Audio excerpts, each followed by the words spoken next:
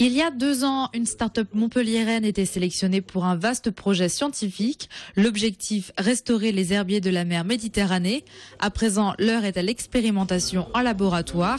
Il va falloir fabriquer les éléments d'un écosystème essentiel à la vie. Ce sont des végétaux qui sont en Méditerranée et qui remplissent certaines fonctions, comme nourricerie pour les poissons, zone de ponte, zone de frayère, et également des services qui sont rendus par ces herbiers pour l'homme, comme production d'oxygène, capture du gaz carbonique, filtration, protection du trait de côte contre l'érosion. Pour constituer ces prairies de mer, 4000 graines de plantes marines vont être récupérées, notamment celles de la Posidonie.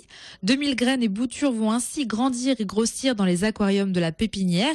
Une fois ces plantes fortifiées, elles seront réintroduites dans leur milieu naturel. Cette expérience est suivie de près par l'Agence de l'eau. Ce projet a fait un caractère novateur expérimental, donc on va suivre techniquement la démarche. Bien évidemment, on la finance, donc on va être amené à financer le projet. Et puis surtout, ce qui nous intéresse, nous, c'est de retirer en fait tout le retour d'expérience qu'on peut avoir de cette opération-là pour, le cas échéant, la reproduire ailleurs. Coût du projet, 490 000 €. Les premières transplantations sont prévues courant 2013 au large de la Grande Motte, Palavas, Frontignan et dans l'étang du Ponant.